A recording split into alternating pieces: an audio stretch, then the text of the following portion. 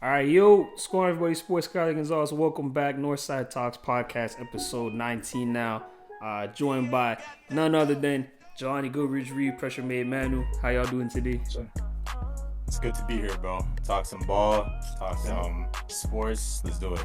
Right around the corner from NBA Playoffs. playoffs. NBA Yes, playoffs. We let's were just go. talking about it before, bro. The West looks absolutely crazy. West looks nasty. West looks absolutely diabolical with the matchups.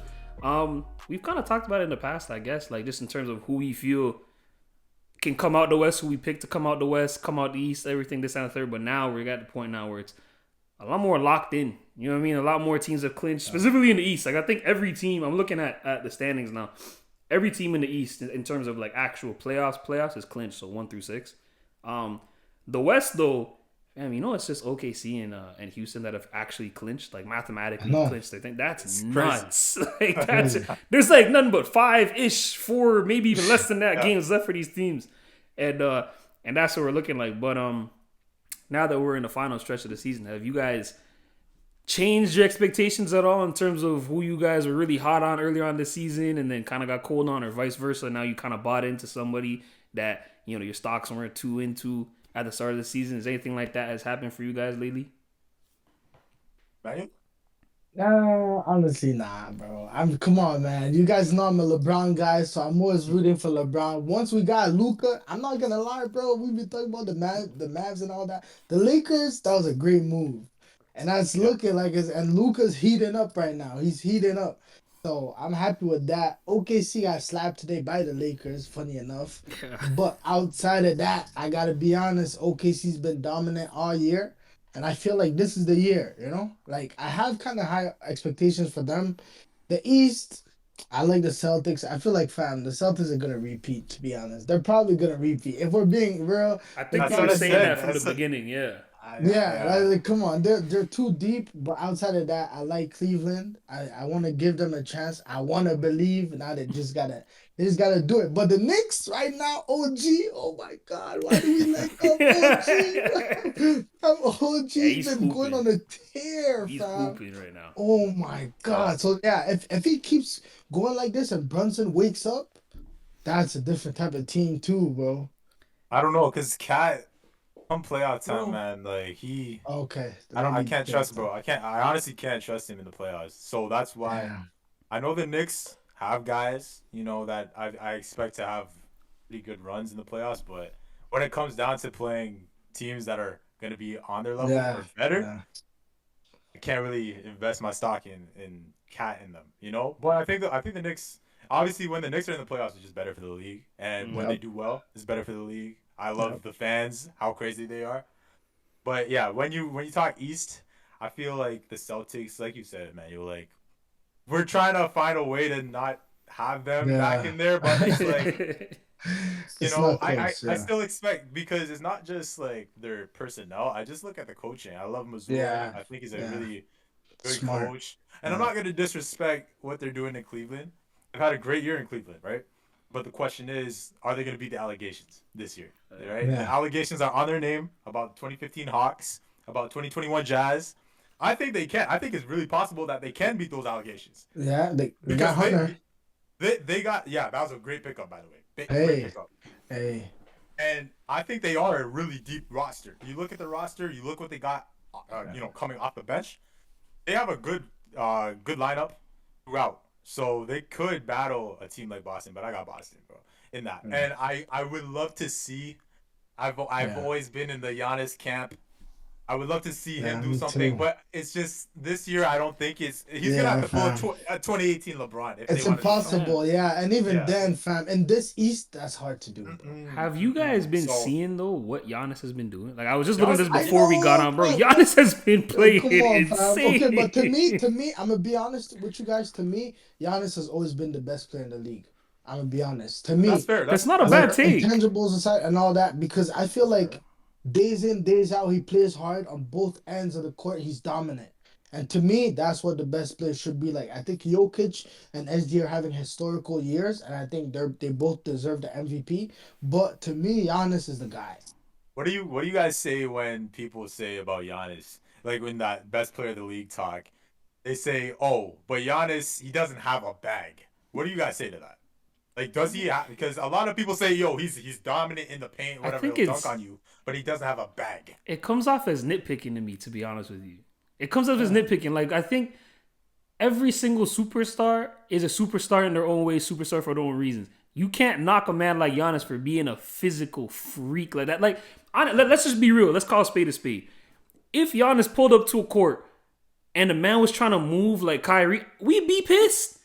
Fam, God blessed you with this physique that you worked for, obviously, whatever, where the man is. You're bigger than everybody else. You're faster than everybody. You're stronger than everybody else.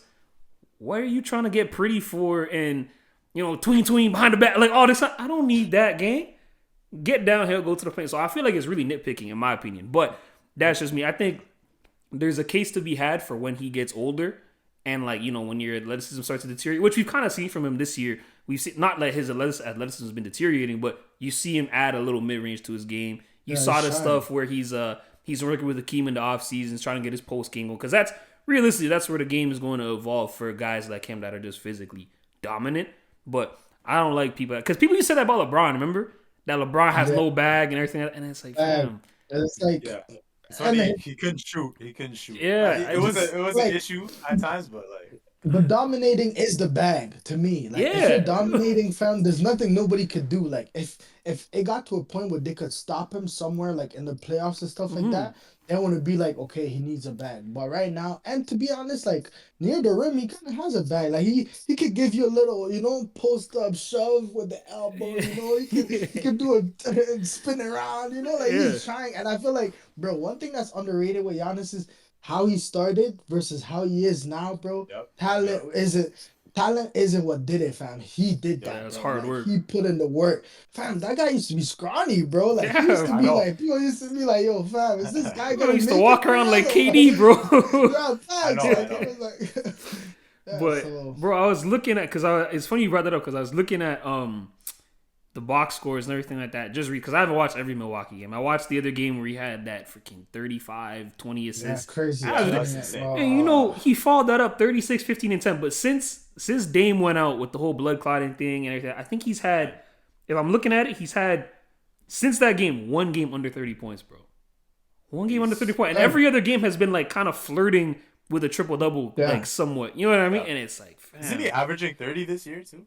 I think he is. But that's what. But to be honest, I think Giannis could average that. But like, I think now he knows what it takes to win, and if he wants to win, he has to empower the guys around him, because he can't do this by himself. He knows he can, but that's why when Dame is there, you want a Dame. You want someone else to share the butter with, because it's like, man, when it gets to the playoffs, it can't just be just you. You're not gonna win like that. And even with Dame, like it hasn't worked. Like it hasn't looked as good as I thought. Because when they join each other, it's like, oh man, this is gonna be great, But I don't know if it's the system by Doc Rivers. I don't know if it's the defense, but it just hasn't worked. To be honest, bro, they don't have like, obviously, hindsight's 2020. Like everyone's gonna get amped that Dame's coming because Dame was a superstar. But I think we talked about this the other week or something like that. People undervaluing the fact that the Celtics got Drew out. The Celtics got the Dame stopper. So like, what the frick was that? But then just aside from that, bro, like if you look at their team, like Milwaukee Bucks are not good. Like they're not a good team by any stretch. And they have, outside of Giannis and outside of Dame, they have no hope. Like they got Kyle Kuzma, bro. I don't want to hear nothing about that guy, bro. He doesn't have a bag. You know who doesn't have a bag? Kyle Kuzma. Every time he scores, I feel like it's luck. Like I'd be like, fam, that went in. I'd be like, he's surprised it went in. Oh shit, it went in. Let's go. But no, genuinely, like the Milwaukee Bucks, I don't know what they like going forward. I don't know what you do to get better, because you don't have anything that you can trade.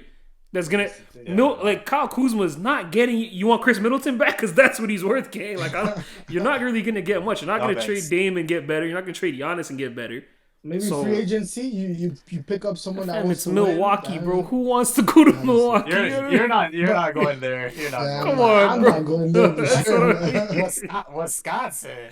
Wisconsin. Like they're screwed. I don't know. It's gotten ugly for Milwaukee, bro. And I think once Giannis, they're lucky. Giannis seems to be one of those guys that are just like loyal to the soil. I don't think he'll ever really ask to be out. Even though I think was it at the beginning of this year where he Yeah, was like, I have to be last better year, or yeah, they might this year, trade me or whatever. Oh, Like he said, he started yeah. flirting with it a little bit and then it kind of died down and quieted down. I Yeah, don't they were know, like, yo, bro. stop doing that, yo. That shit Yeah. you're doing right now, that shit you're talking about, it's over, bro. Come on, bro. But yeah, I don't know. Milwaukee's looking ugly. But what do you think about? So I think John, you brought up something with beating the allegation, the Cavs and everything like that, which I agree with. It's a valid take to yeah. have. How do you feel about that when it comes to like OKC, when it comes to like Detroit, like Man, teams that are like they've had a good season for yeah. what you've expected, and now they're in the playoff, like OKC specifically, they've been running the West, they've Yeah. been running the Oh, league Yeah. really.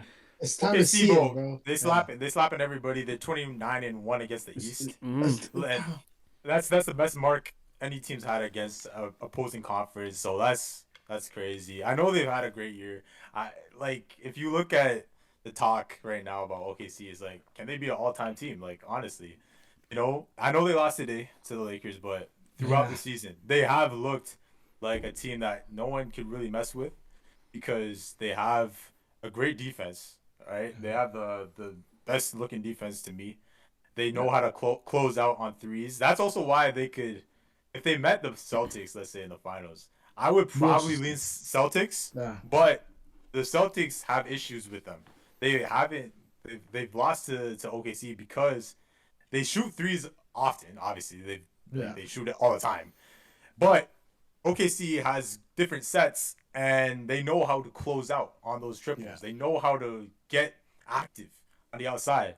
So that gets them, teams like the Boston Celtics, off their game a little bit, I guess. But yeah, I think OKC to me, they could go on a run. It's the matchups. We don't know, and that's the thing. We don't know who they Yeah. can beat. Yeah. We don't know how it's gonna look. So I can't give you a full answer right now until I see that bracket, right? Because let's say, okay, they run into whoever in the first round. I do expect them to win the first round, whether it be Yeah. Memphis or I don't know the Clippers or whatever. Yeah. And I know a lot of also guys. I know, look, Clippers. people are saying the Clippers is going on a run. I can never Hey. trust the Clippers. I can never Really? trust the Man, Clippers, I after don't know. bro, after what I seen in 2013 Yeah. and 14, I said I'm never trusting this team ever. They can't Bro. do it anything with Lob City. They can't do anything with Kawhi and Jelani, PG. bro. They can't do anything They with got I love Harden, but come on now. Harden. Harden is making Zubac look like a big, Zubac, like one of. hey, Hey, yes, hey. I agree. But again, I'm taking OKC in that series. Yeah. Yeah, Well, Yeah. I know they're a younger team, but OKC is gonna handle them in my opinion. And then yeah. you're talking about second round, who are they gonna meet? Are they gonna meet the Warriors? Honestly, They take. hey, I think. y'all know me and Steph Curry. I gotta lean that way. I gotta lean that way. Really? What? I wouldn't say that they would beat them. I'm saying I would think that it's possible though. The Warriors could get them. They could. Yeah, but they have no bigs. Yeah, I was about to say that. So you're gonna rely on, those guys getting hot. Are we getting playoff Jimmy? Are we not? That's Yeah. gonna be a big thing with the Warriors. That's a big thing. Are we getting playoff Jimmy or not? You know what I'm saying? And then, or what if they meet the Lakers second round? That's a sneaky one. I'm going Lakers. I'm going Yeah, Lakers. me too. I'm sorry. Luka Doncic. Okay. Yeah, I LeBron, didn't- LeBron at 40. Austin Reeves. Okay. Oof. Also, yo, I know I'm rambling, Hey. but Austin. Okay, can I say Hey. something about Austin Yeah, Reeves? Let me just get comfortable right now. Yeah. Bro, so he was on my fantasy team this year, but okay, Austin Reeves, like over the last 2, 3, 4 years. 2, 3 years. Yeah. Yeah, 2, 3. I haven't really been in that camp. Like I thought he was all right. I thought he wasn't that good. I thought he was hyped up because Laker media, Laker propaganda. They needed some. And even though I would watch a lot of Lakers games, I'm just like, yo, this is all propaganda with Reeves. But this year, the way he's been playing, the way that he has commanded that basketball, the way that he has created on the floor for himself, he is a true 3 that can help you win. The first guy I seen on this was Nick Wright. He was saying at the time, he was like, yo, would you rather have Bradley Beal or Austin Reeves for a 3 on your team for a championship? He said Austin Reeves. Everyone was like, are you serious? Yeah. He was cooking because Austin Reeves is that guy right now. LeBron has a guy that could get it done on his own. He could give you a 20. He could give you a 25. Yeah. He get hot. And playoff time, it's a game ebbs and flows. It's a Yeah. game of runs. A guy like Austin Reeves with the Luka, with the LeBron, that could be dangerous. So we'll see what happens with the Lakers. But yeah, back to OKC. OKC should be able to make a run. It's just a matchup. It could be a second round, or it could be conference finals or finals. Who knows? The Lakers, Hayes got to show up. All those guys like of the bench, like Dorian Smith, those guys. The bigs, bro. It's the bigs. The bigs. If they play the Nuggets, if they play the Jokic, it's all about matchups this year, for real, bro. Because if they play it might get dicey, bro. It might get dicey if they play, they play the Nuggets. He's the Lakers stopper, bro. Yeah, but then they beat him. With the new Lakers because they hadn't faced Luka before. So that's right. So Luka, Skyler, I know you see it. Luka brings that new dynamic to his Lakers and Nuggets. That Lakers Nuggets, it's always been Nuggets since that bubble. It's I don't know. Kryptonite. So you know what the thing is too, and you've seen it in the last however many games, really since Luka started to find his feet in LA and everything like that. Is bro, the way they use LeBron now is like you've never seen LeBron in an off ball role like this. To where, because like he's comfortable, and I'm not even just talking about Luka. Like he lets AR bring up the ball and dictate the play and whatever, while he goes and stands himself in the corner or whatever the case was. I don't remember what game it was, but you've seen LeBron kind of take on more of a defensive role now as that big man that can do all that dirty work, which is freaky because he's 40 years old still. But so now when they go and play Denver, and Luka's got the hot hand and AR still hooping. Now, I'm not saying it's you should want this matchup, and I'm not saying that this should be the end-all be-all, but now you have a LeBron that's big enough to deal with Jokic a little bit, and you can focus on that. We don't need, for the first time in LeBron's career, buddy, we don't need you to drop 38 and 8 every game. You know what I mean? We need you to, facilitate where you can, hit down your shots when Luka finds you, when AR finds you. You're an off-ball guy now. Your role is not as big as it used to be. You know what I mean? So now, I think when they run into these teams like a Denver, for example, or a team with another dominant big man, you can see LeBron playing more of a big man role, whereas before he used to be a point forward and everything like that. You know what I mean?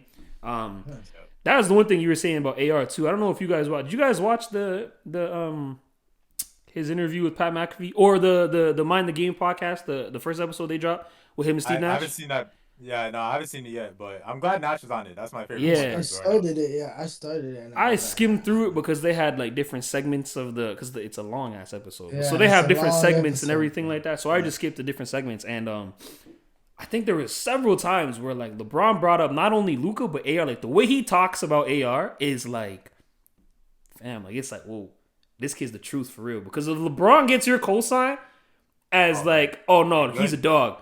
You know what I mean? Like, and it's. But to be fair, I think LeBron has a big part to play in that, bro. Of course. Gave him that confidence early, and I think what you just said is why LeBron is an all-time great too. It's not just the ability, it's not just the physicality, it's the IQ. You know? Yeah. That's why he's there, because he has the IQ to adjust to whatever, and to know like right now they need his IQ more than anything else. Yeah, but you know what? The freaky part is like, AR But correct me if I'm wrong. Was AR-15 not undrafted? Like he wasn't a high draft pick. He wasn't even when he was in college. Like he wasn't.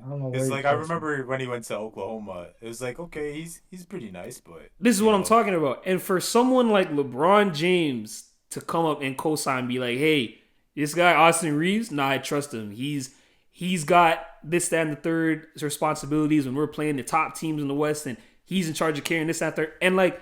To his credit, bro, he's living up to it. A lot of guys, if you put that spotlight on them before they're ready, they're shrinking. You know what I mean? And they're deferent. And I think he's done a really good job fitting in next to Luka, because let's just assume if they just lost AD, whenever they lose AD due to injury, whatever, Austin Reeves is now your 1-2. That, you know what I mean? That's your second option now. And now coming into where Luka gets added into the mix, you have to figure out a different role. Yes, now you're the third option still because you were when AD was healthy, but now it's a whole different game because now it's a guard. Now you're not, the ball's not in your hand all the time now. You know what I mean? Whereas before, AD's a big man, you get to have your guard play going on, this and the third. But yeah, I think he's been going crazy this year. Shouts for MIP. I don't know. I heard JJ Redick say something about MIP recently that he. Yeah, I seen that. I agree. Cade. But like, but let's be honest, bro. Cade was already a star. Cade was already Yeah, you're a star and a but bigger this star. year- Like I get it. I know Motorcade. You know, he's going crazy. Shout out Detroit Yeah, basketball back in the fam. playoffs. You know, That's what I'm like, saying. He elevate not just him, but he's but like, elevating his team, bro. it's AR's like been good too. we're The giving man is guys, like, undrafted. Oh my goodness! I just googled it. That's yeah, crazy. that is That's yeah, crazy. but we're That's giving crazy. guys the MIP still on their rookie contract and they're already a star. Yeah. I don't Not Cade, but like I'm just talking in general. It's like you're giving a MIP right away to a guy that's already good. Like there's guys in the league that you could look through and say, oh, he's been I don't know. Yeah. But But what's if the Cade won it, top I'm fine. 3 right now? What's the top 3 for MIP right now? Let me see. You know? I have no idea. Who's I it? wouldn't be surprised if I think Cade is on there, fam. I think Cade Cade's should probably win gonna win that. it though. probably. In that case, in Detroit's case, JB Bickerstaff has to be the coach of the year. Yeah, If he's I not was coach gonna of the year, say. I See, have a massive issue. I have a massive issue. I said that last year, bro. But that OKC coach might have. I know, something to say because about that. if OKC touches, they're Yeah, not. fam. I mean, they're not getting 70, but they're not getting that 70. But if they're close, they are Yeah. close, right? Yeah, But again, bro, look at last year. I know. Detroit had 14 wins last year. They are in the playoff.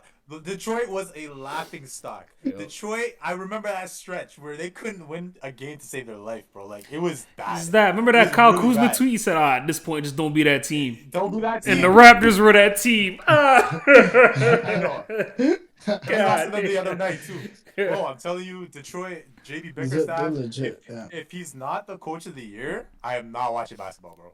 That would be the biggest crime. Honestly, So the biggest crime. MIP Sorry. actually the front runner as of when was this article? This is by BetMGM, so this is the betting odds, everything like that. Is actually Dyson Daniels. Well, I'm not mad at. I'm not mad at that. Cade is second. Christian Braun is third. That's how they're doing. Yeah. Because I think Dyson, I hope he doesn't get teethed out of that defensive player Yeah, of the year. defensive player of the year. Hey, Milan. Draymond, no, but Draymond's on that tour right now. That media No tour. way. Yeah. No way. He's on a Campaigning. media tour. No way. Campaigning for that. Oh, he was on ESPN with Malika Andrews talking about why I deserve the DPOI. Do not, bro.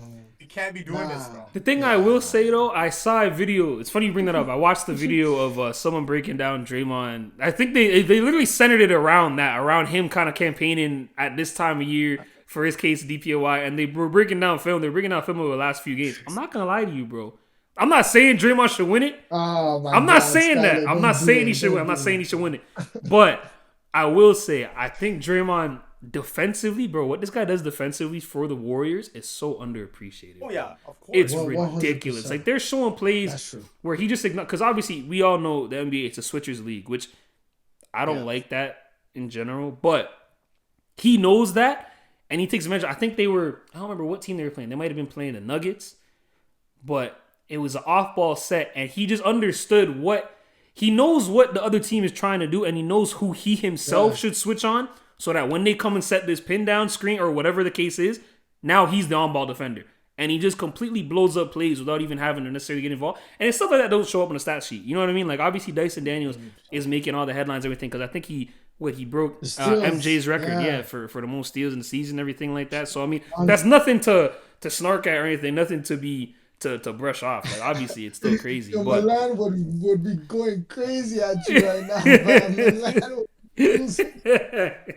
yeah, no, I'm not saying he shouldn't win. You're right. His I'm defensive IQ and awareness for Draymond is crazy. It's that LeBron shit, you know. That's why Yeah. he loves LeBron too, because they could probably think kind of similarly. In them, Yeah, he's a genius, bro. Right. But Yo, moving Defensively, on, at just least. because we were defensively. Moving on, just because we kind of get into it at least every single week. Updated MVP talks. Anybody have anything different to say? Any different cases? We've seen Jokic. I don't think the last time we spoke, I don't think Jokic had that 60-point triple double in that. no. No, I don't think he that had is that it. changing thing for y'all, bro. Is that like oh no? I would. And 2 overtimes, bro. Come on, fam. Oh no, it's crazy. I knew he was gonna do that. I knew he was gonna do that because I know Harden did it in regulation. You know Come what I on, mean? I fam. know That's crazy. Luka did it too, and That's they crazy. won. And I know he lost the game. He Russ, lost, too. What are you doing, Russ? I love Yeah, So we're back. We figured out technical difficulties for the time being. Hopefully everything's good. Shout out to Jelani's Wi-Fi.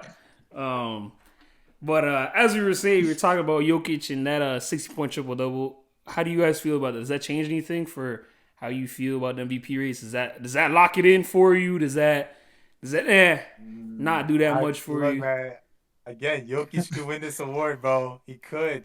I don't think it will happen, unfortunately. I think this is Shai's time. I think he's due.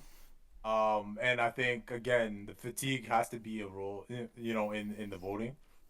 People are probably going to be like, we can't give it to him again. Even though the numbers are there, this is probably going to be one of the best MVP, seasons in terms of numbers. Yeah. For our non-MVP that we've seen. Just look at what he's done across the board. The Nuggets without that guy, man, Cooked. I can't imagine. Okay, so and Shai's done a great job this year. Like he really has. And I know they call him a free throw merchant or whatever, but he's not. He's not, fam. He's done a great job. And the Thunder, again, the fact that they're taking care of every team they play against for the most part, that has to play a role into it.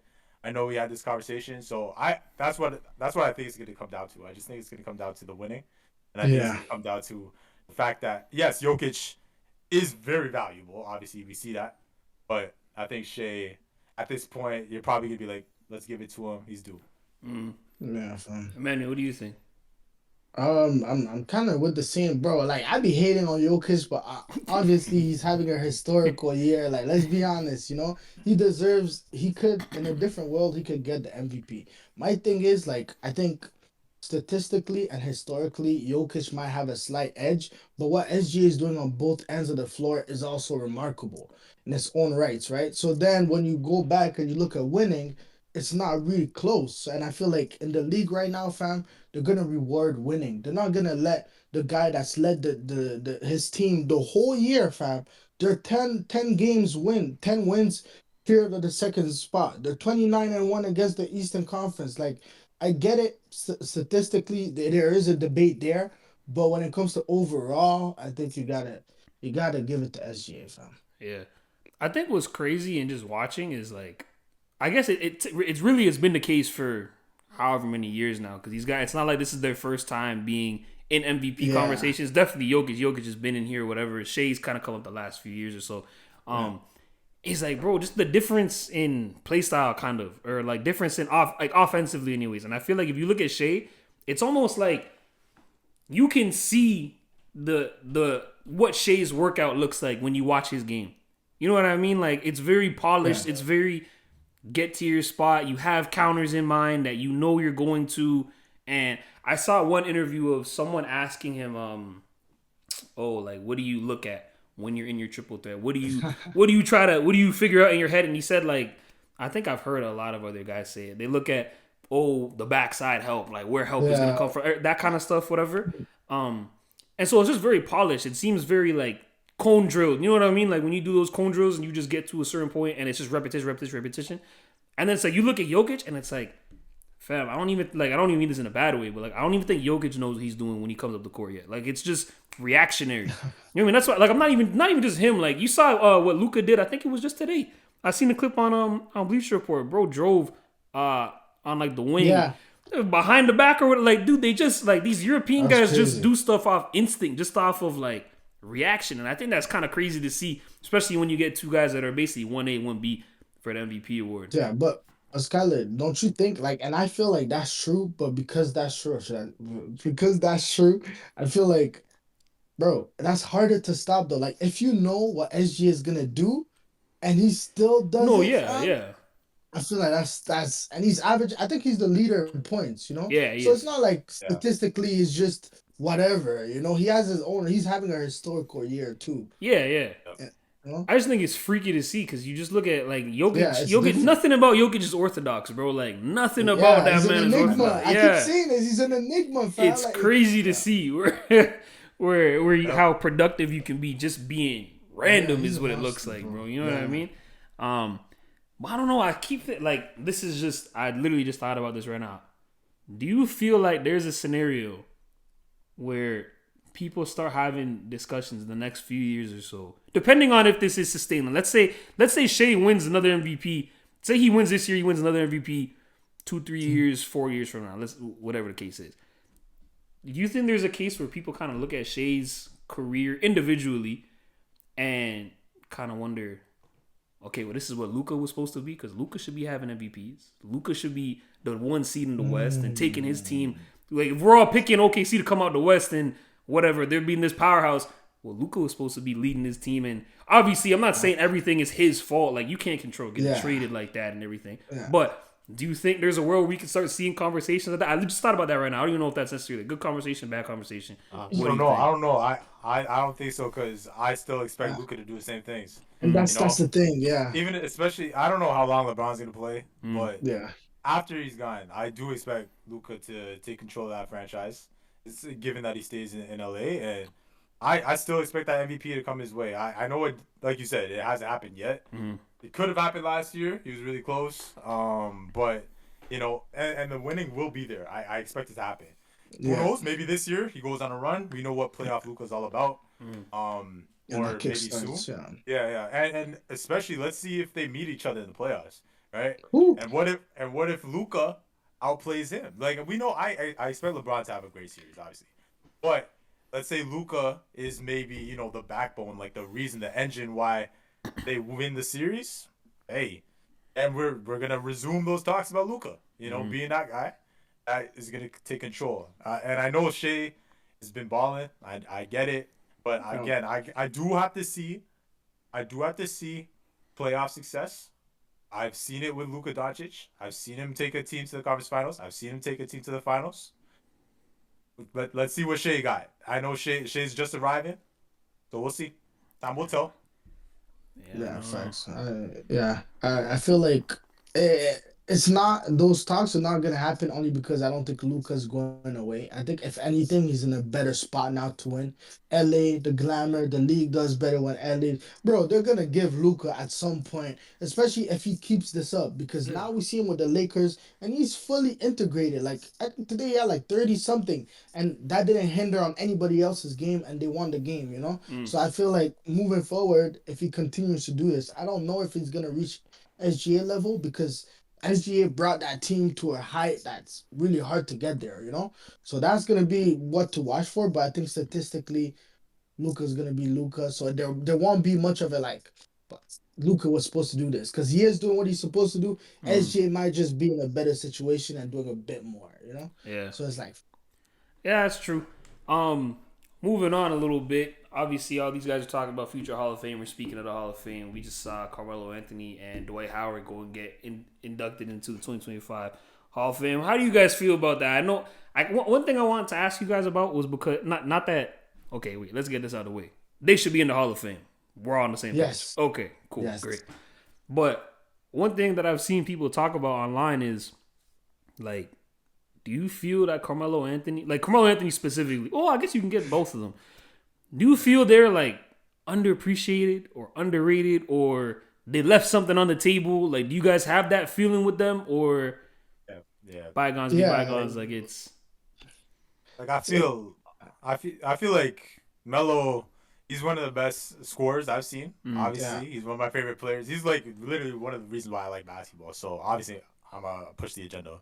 But I do think with him, he did leave stuff on the table. I won't look over that. He did it. The league. No. I'm saying in terms of, I'm not talking about him going to join Miami. Okay.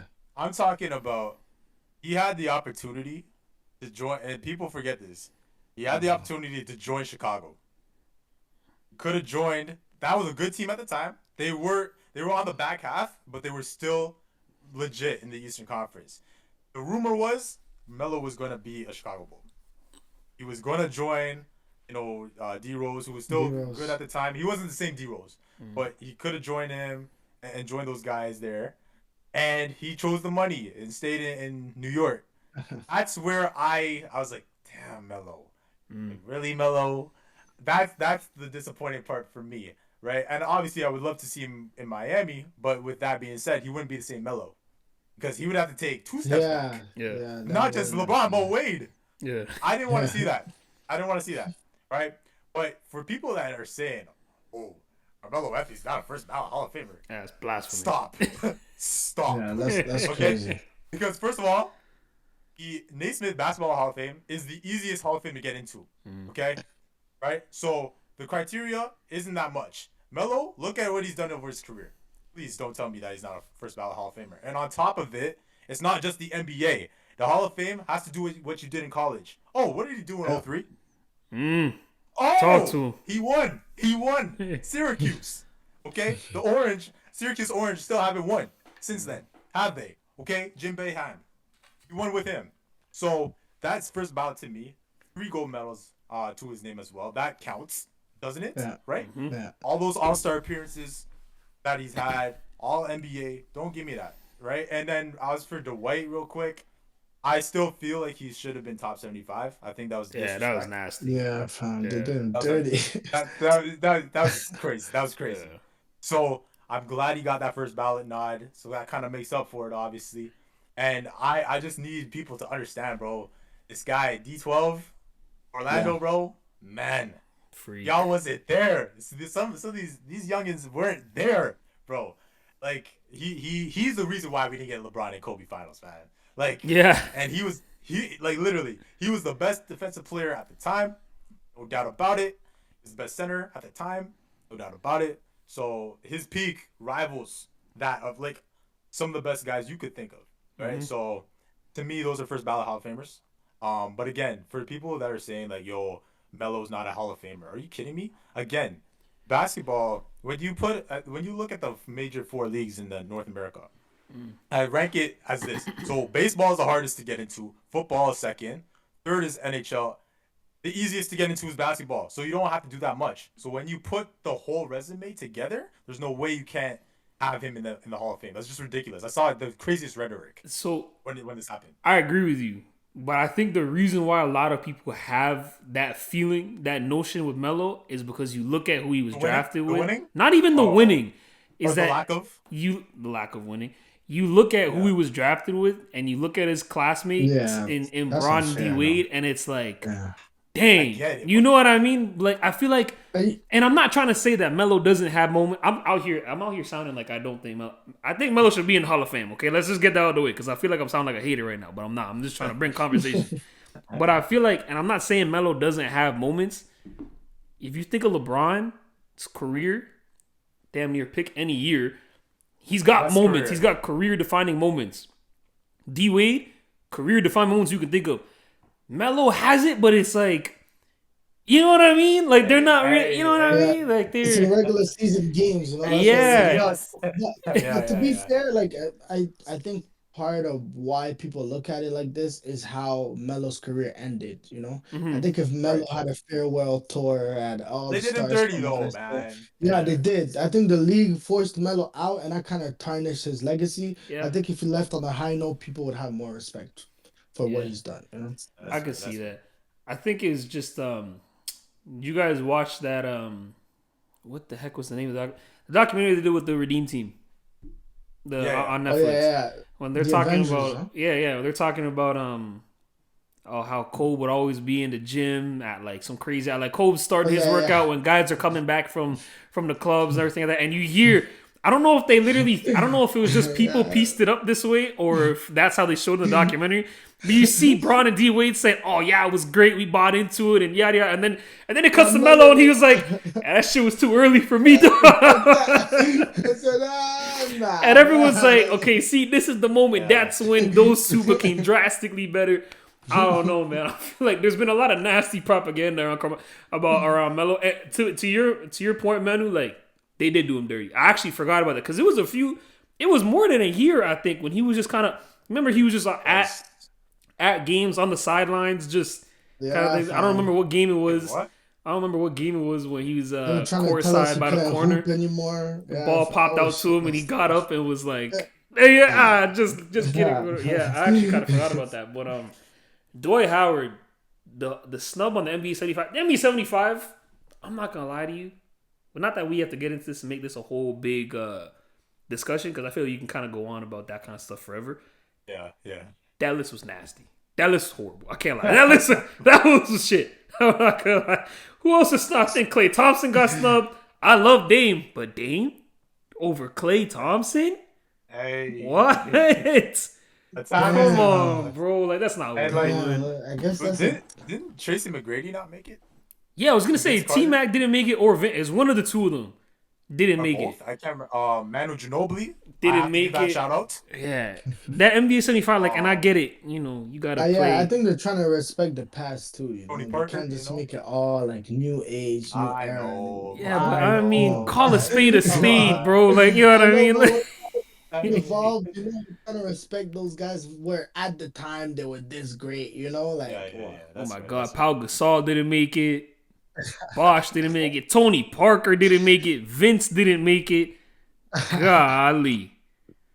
Oh my God, Vince and T Mac didn't make it. Yeah, both of them. Yeah, yeah, yeah. See, this is where it's like, That's tough. I don't know. And I guess it happens with every single sport where there's just so much history. So it's like yeah, you can't just not can't acknowledge just it. erase Yeah. You can't erase it like that. But it gets to a point where it's like, let's just be honest, fam.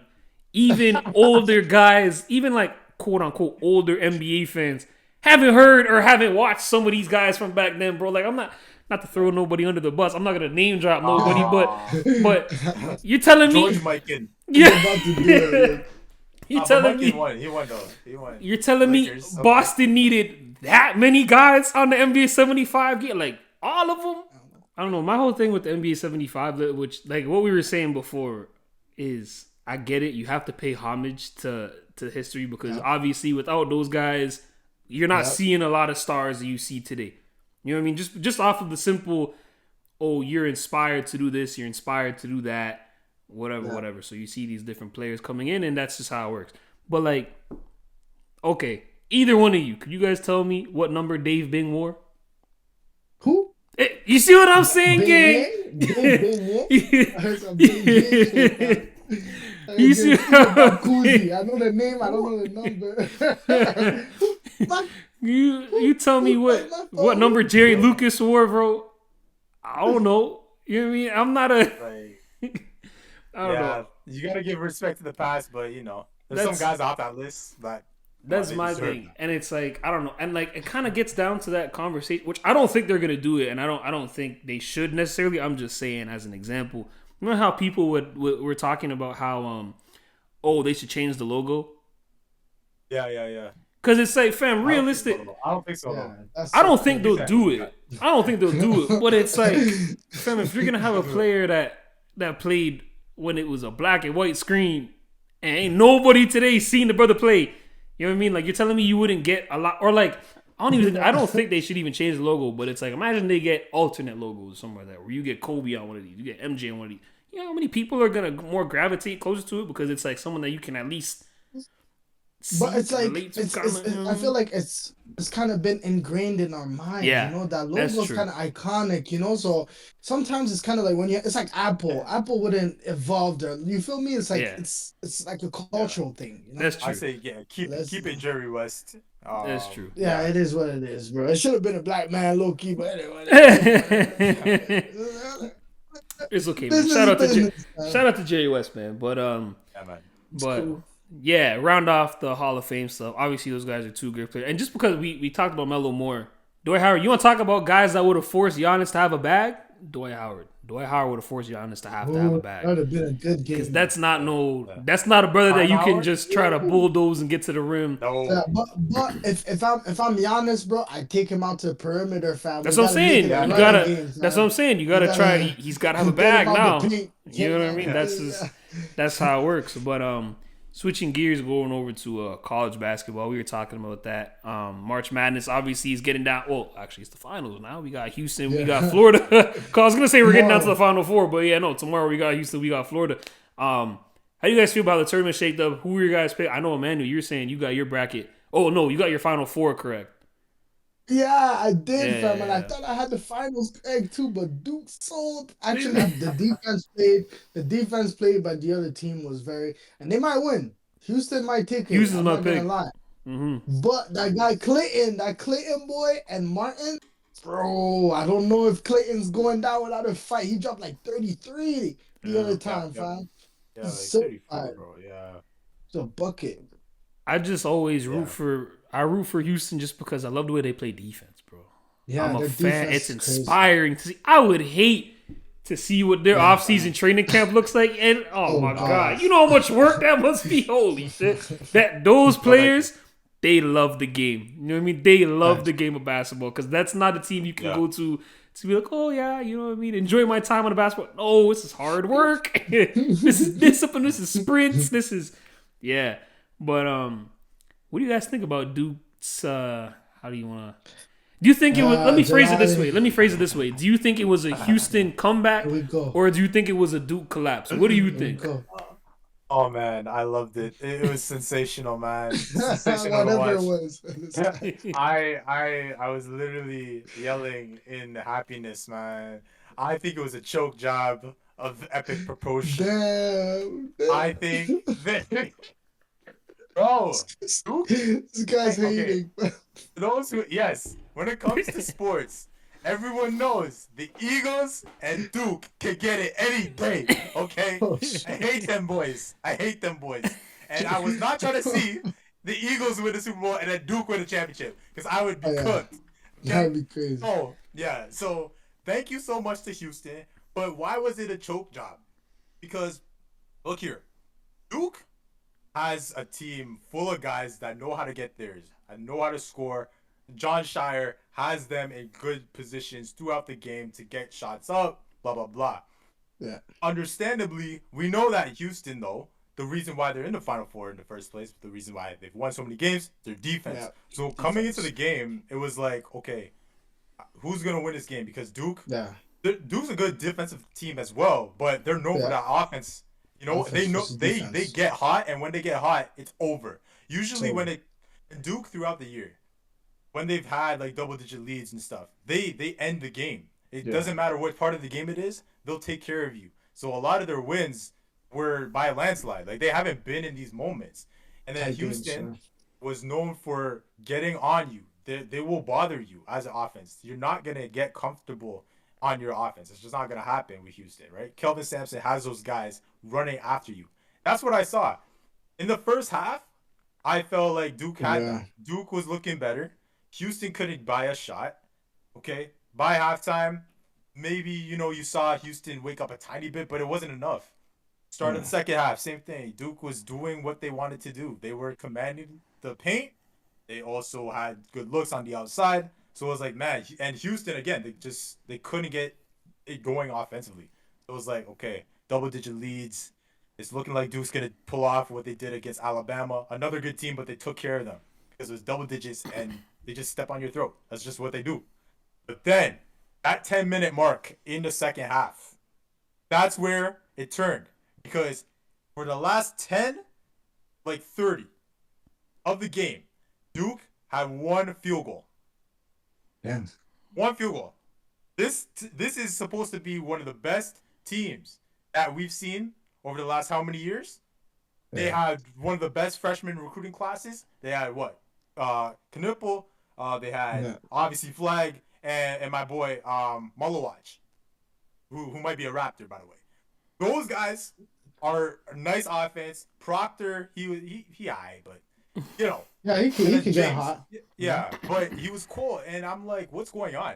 They didn't score that whole, and then that gave. I think Sampson probably told Houston, "Yo, just stay with it, stay in the game. We got a shot," and they did.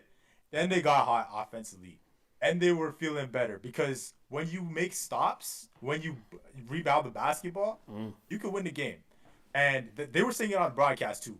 Bill Raftery and Grant Hill were like, the glass is what's going to get these guys to win a game because offensive boards were there for Houston, and then the defensive boards came. So I was shocked that they went so long without scoring from the field. All they got was from the line. That was it. And then that last minute of play was one of the craziest I've seen ever.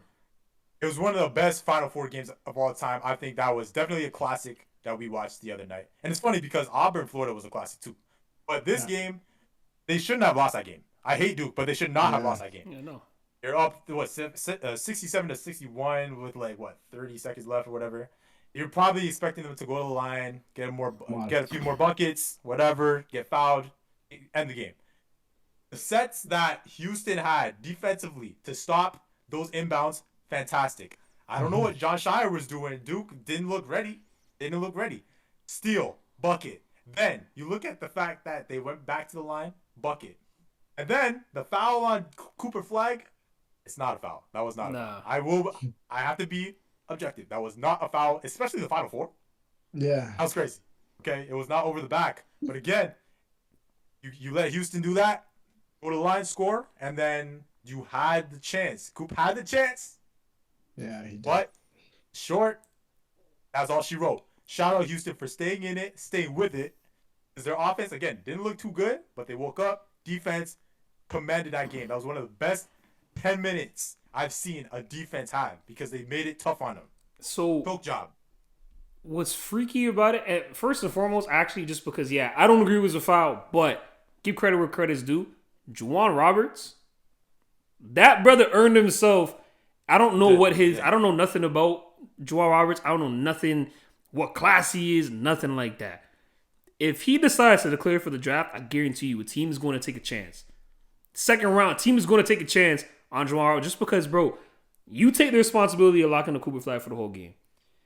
You are consistently, probably, at least offensively, Houston's best big man. Give or take. Houston's offense, by the way, is horrible. I can't lie to you. Like they're aside from LJ Cryer, if LJ Cryer gets hurt, say your prayers. Because Cryer's their guy, but also Milos Uzan. Yeah. He's their guy in terms of like, yo, we need a shot. If Cryer's not balling, we need you. He had an off day, but he was also in foul trouble. So that's what got them to the point where they needed Cryer to do a lot of the work. Yeah. And also a thing.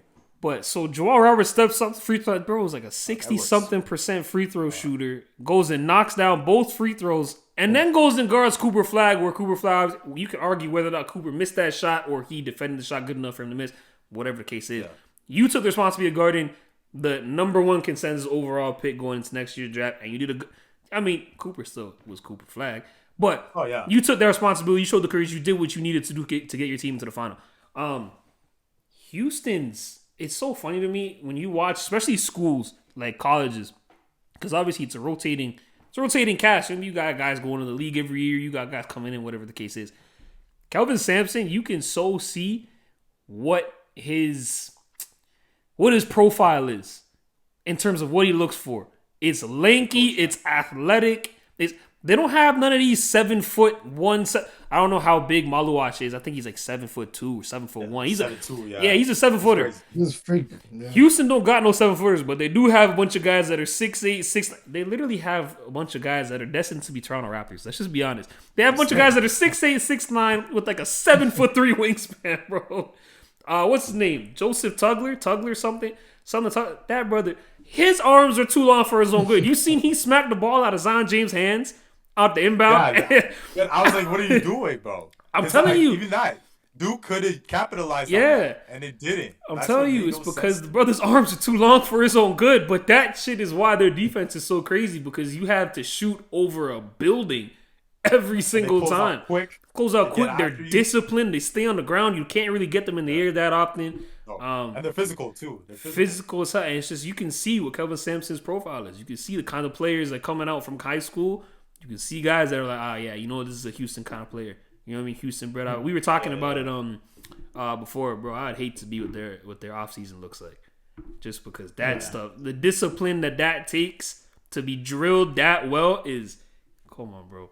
And then how do you guys feel about the finals? I didn't get to watch that Auburn Florida game. I don't know, but who are you guys feeling?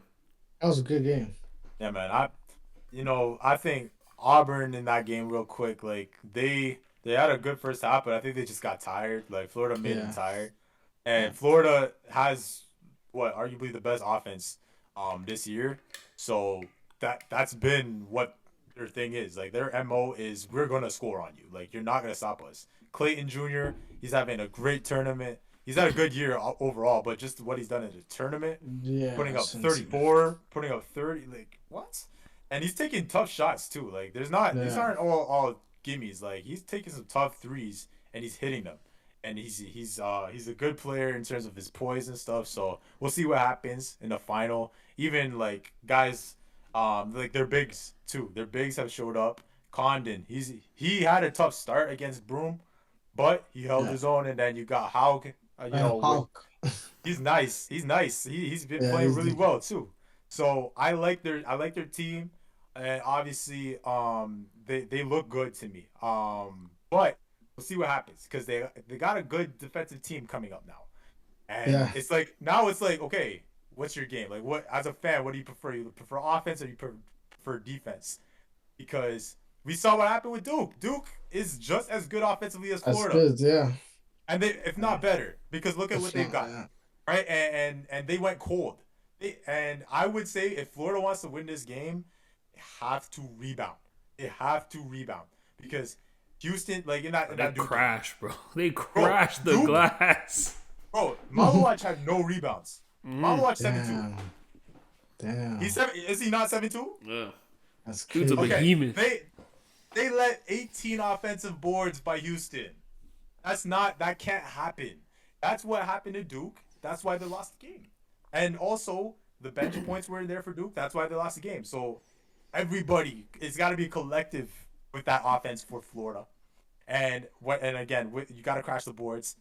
And I want to see how Clayton's gonna be because again, the way that Houston gets on guys, and the best player, like they probably have a scouting report right now. I know what Jay Wright said on the broadcast. He was like, "Look, it's a quick turnaround because they played a semifinal, and then you got 2 more days into the final. So you're gonna look at the tape," he said, "of a team that's similar that you played during the year, and they play similar to Auburn. Auburn already played these boys.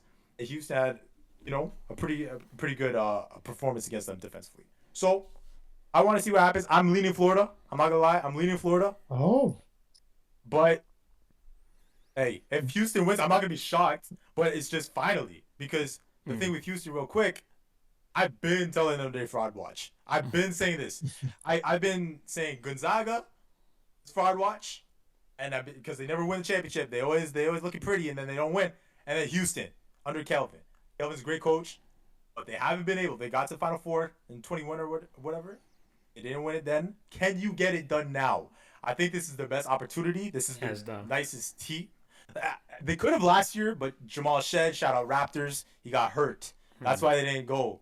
They were number one. So if Houston wins, I'd be happy for Samson, but I got Florida still. I think it's going to be a close game, though. Yeah. I think it's weird now because it's like, and we were talking about this before, it's not how you would expect Houston to, like if you did have Houston winning that game against Duke, that's not how you expect them to win. Not coming from behind. You know what I mean? Because you are such a team that's predicated on defense, and where your offense is, mediocre, where it's not as polished as these other teams that you would look into. So if you do look at a lot of Houston's wins, it's because they get up big. They're up. And they're able to hold that because the great defense is there. They just harass you to where. Yeah. That's why I'm saying Duke choked that because this is not a team that does this offensively all the time. Yeah. You know what I'm saying? So they didn't score, so you let Houston back in the game. For Florida, the message is clear, fellas. You can't have a blunder like that. You can't go cold. You can't allow yourselves to go however long that was, 3, 4, 5 minutes without a point and let them go on a run.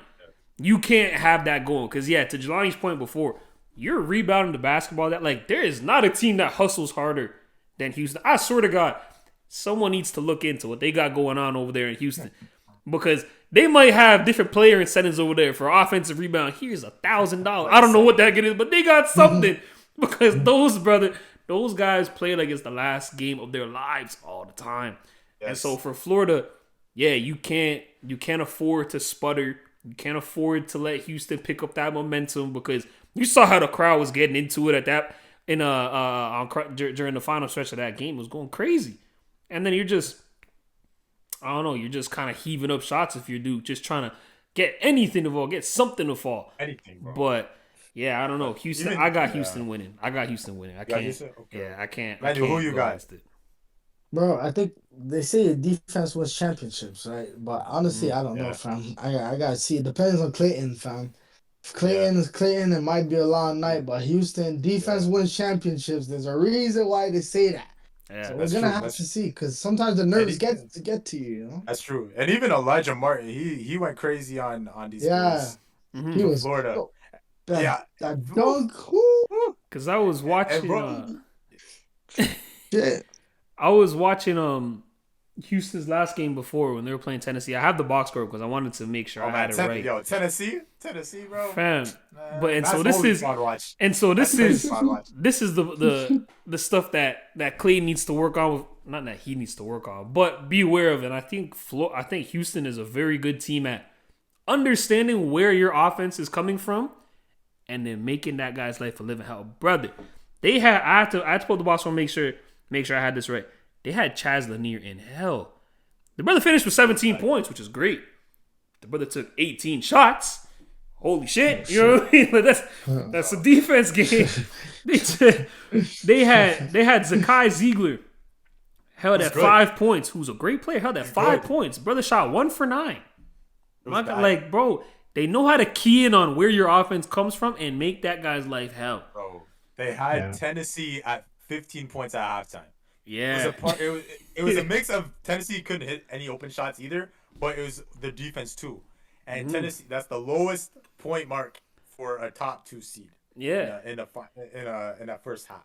And to Jelani's point, in that Elite Eight, it's just about being uncomfortable. You're wide open, but you're used to getting hounded all the time. So Yeah, now yeah, you're yeah. rushing shots and you're just like you're jittery. Yeah. You know what I mean? You can't keep your tempo going. But yeah, we'll see how that goes in the final. I got Houston. But we'll see how that goes. Switching gears to basically college football. NFL draft is where we're going next. Obviously we got the football specialist up in the building here, John Goodrich Reed. How you feeling about this year's draft, brother? Because I've heard things where I've heard great things about it. Where you got certain guys, you got Travis Hunter's in this draft. You know, one of the guys that could make history in terms of just we've never seen someone be a two-way guy like this in the NFL. If he comes and plays both sides of the ball, how we're expecting him to play or whatever. You got guys like Abdul Carter, who is just that's a football player. I mean, that's what they be saying. They say he's a Sherlock as a football player, and that he is one of the guys going forward. Whatever. You also have Shedeur Sanders coming in. Big headlines. Cam Ward coming in. Projected number 1 overall pick. How are you feeling with how everything's going to be? Amen. How everything's going to go? Yeah, this is going to be a good draft in terms of the drama because I don't know where certain guys are going to land. Like Shedeur, I don't know. Like, I truly, there's talks. There usually is a moment before the draft where nothing's really going on. So people will make stories up about certain prospects, and usually it's about like the most popular or polarizing prospect, and that's what Shedeur is this year. Because it's either you like him or you don't. I like him. I think he could be a good quarterback. We saw what he's done in his career. Even before Colorado, he helped his program with Dion, and when he was playing at HBCU. Then he comes over. Colorado was terrible before he arrived. It was just not like no one even knew the Buffaloes were still playing football over there in Colorado. And then he did pretty well with a poor O-line in that second year. The first year didn't go as well, but again, terrible O-line. So for me, I'm saying right now Titans got the first pick. A lot of the talk is like, do they trade the pick? Because the Titans overall, they're not a good team. They need talent. A lot of it, too. So do you trade that pick, get more assets? Because NFL, for those who don't know, draft picks are so valuable. Okay? It's not like NBA where you're probably getting whoever and they're probably not going to make the league. Nah. You need your picks in the NFL because it's such a big team. Obviously, 53-man roster. Every man's important. So the Titans, I do think I would advise them maybe to trade the pick. But at this point, they do need a spark because they haven't been relevant in a couple years. I say Cam Ward's going number 1. Why? Because there's also talk that Shedeur and his camp have canceled they were supposed to be scheduled another meetup, sit down with the Titans. They canceled it. It appears as though Cam's going number 1. Travis, he's really interesting because again, he's a wideout, but he can play corner. That's crazy to do. First of all, okay. I like Deion Sanders did it, but not the whole game. He would play defense, and then maybe the Cowboys or Niners, he would have him play offensively sometimes. But for him to do it the whole game, I don't know if he could do it in the NFL. I'm going to be honest. A whole game against grown men who are bigger, stronger, faster than you. Real professional football players, you know what I mean? Like, and you're getting hit, and you're delivering hits. It's not college, and every guy has said it. The best of the best have said, when I got to the NFL, it was different. It was not the same. The level of difference is crazy. I want him on the Patriots. That's just me. That's the 4th pick. I don't think he's falling there because I believe it's going Cam Ward. I believe it's going Abdul Carter at 2. I think the Browns just need the best guy on the board at that number 2 spot. Maybe it is Travis, but I think Abdul Carter is literally Michael Parsons 2.0. He looks like his brother. Like, literally, they have the same build, the same helmet, like the same number. It's crazy. And Micah mentors him too. So that's why he's already a menace.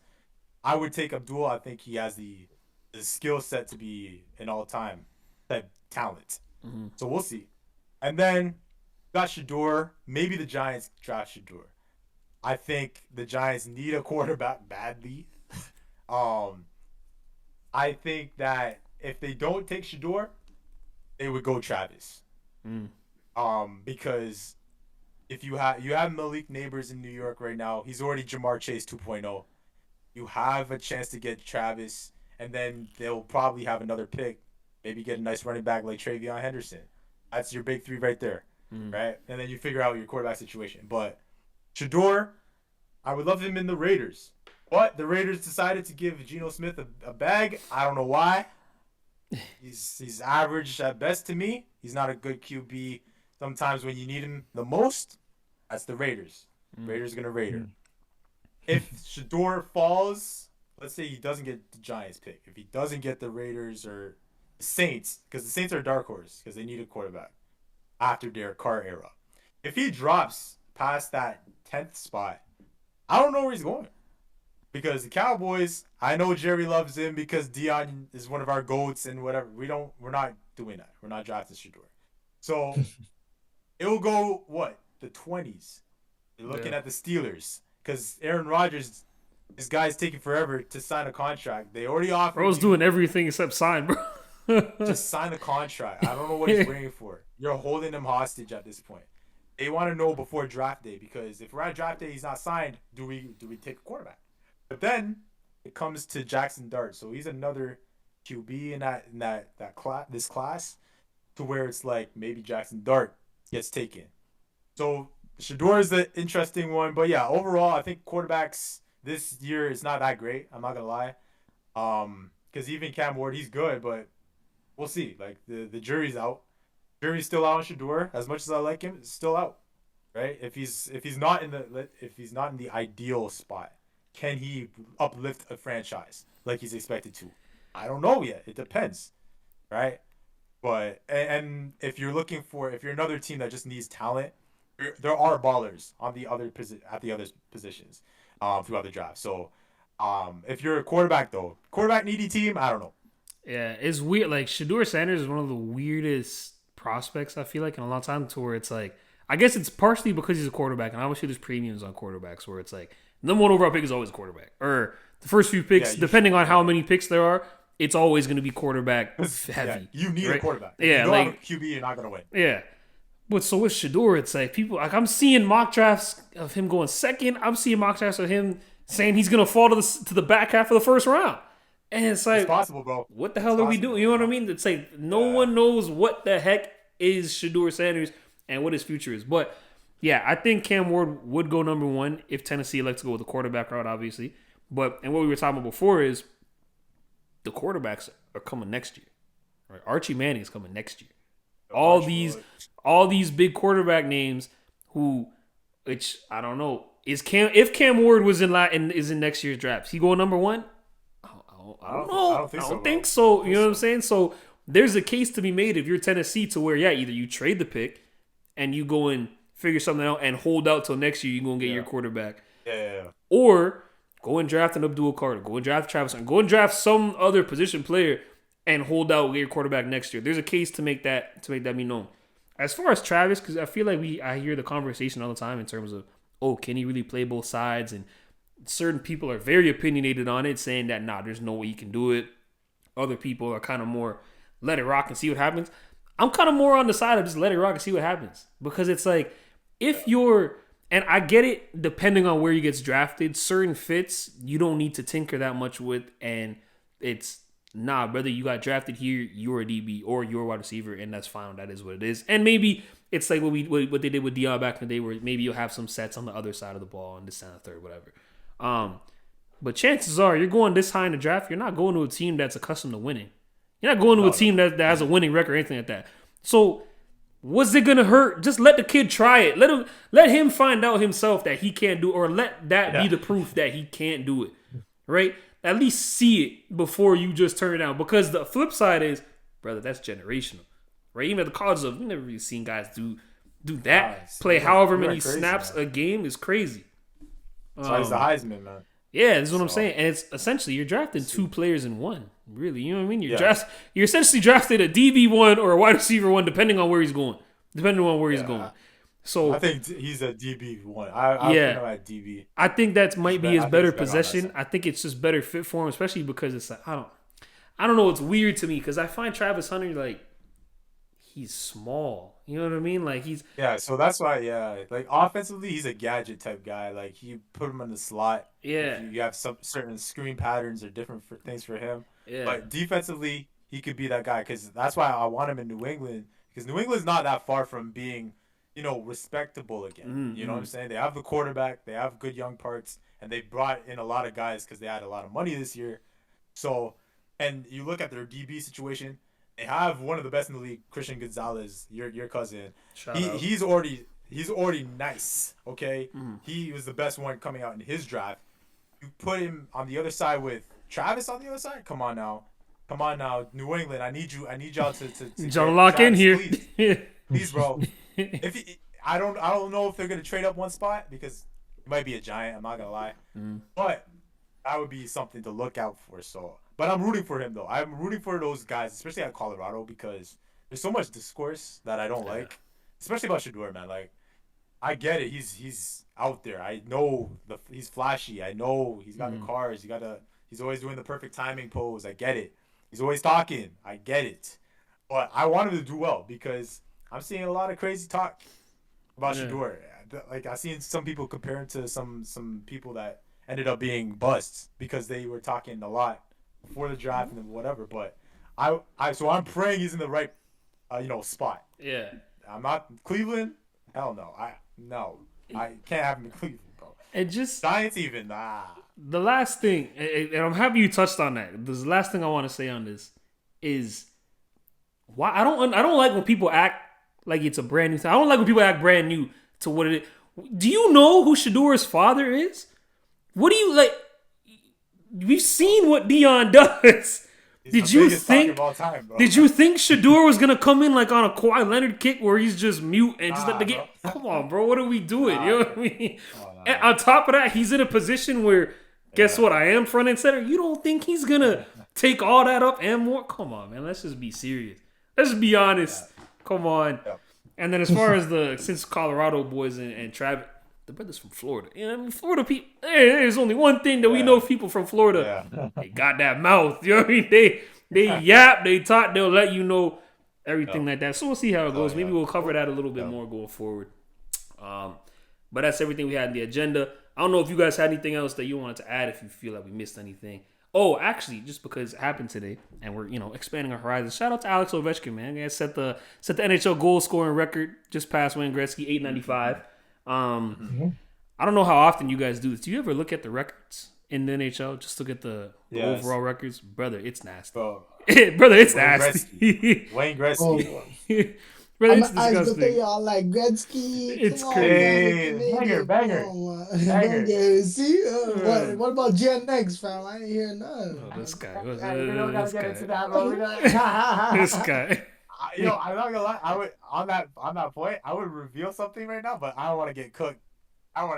Nah, talk your time, speak your mind, fam. I got Nokia as my ringtone. Who's calling my Yo, phone? come on, bro. You can't. Yo, come on, drink one. Who's calling my phone? Come on, bro. Is this Stacy? Is it Becky? Is it I Ashley? can't take this guy And you see serious. Skyler, and that's why he's the GOAT, fam. Hey, I love come Drake, on, bro. fam. I just on that point, yo, I just wish people would cut it out because you could be a fan of both. That's who I am, bro. I've been a Drake fan from Yeah, how brother, long? live your truth. Yeah. Yeah, you So, can, but you know live your what, fam? truth. It's because Kendrick drew the sand and drew the line in the sand, fam. Because Kendrick said he genuinely doesn't like Drake, fam. He called himself the biggest hater, so he forces his fans to be like, "Damn, I got really I know, doesn't fuck with it." You but feel me? honestly, like even with Kenny FC right now, like or throughout the whole process, I just think now it's gotten to the point Yeah, where it's cringe. No, it's cringy. A lot of Kenny fans have gotten cringy because they're saying a lot of stuff. I'm like, bro, like relax. Yeah, I know. Yeah, they're Like saying some honestly, crazy shit, bro. They it's said like Drake relax. was done. They said Drake would never But ever. remember, Emmanuel, I even said Drake's Yeah, not you done. did. He's Yeah, probably you said probably that. losing the battle, but he's Yeah. going to be here. He's going to win the Yeah. war at the end of the day. He Bro. lost the battle, win the war. He's gonna be here. He's gonna probably drop something. I said it at the time. I said it when he dropped push-ups or whatever. Yeah. Who knows what's gonna happen with his beef? But I was like, yo, he's probably gonna drop another tape soon, and that was when the rumors with P&D, and it's gonna be nice, which it was, and people are gonna play it. I love Nokia, bro. Love that track. Facts. Love it. Lasers? Come on, man.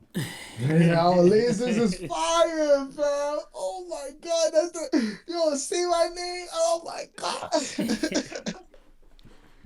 But he said sing my name like Beyonce. Oh my god, fam. What? That's crazy. Somebody loves me, fam. But they got some joints on there, bro. Give me a hug. So, I like Brian Steele. I would love to see that. If they having a show, yo, I might have to be there, bro. No, fam, I don't want to hit on party, man. I don't want to hit on party. Yo, these shows and performances, right? Yo, he let the crowd sing like the song going. He just vibing to him. Just standing on the stage. It's like he's listening to it for the first time. You know, the mic. He's like, yo, this is a good track, bro. It's like, but nigga, don't perform, man. Like, it's I know. But I fuck with them, fam.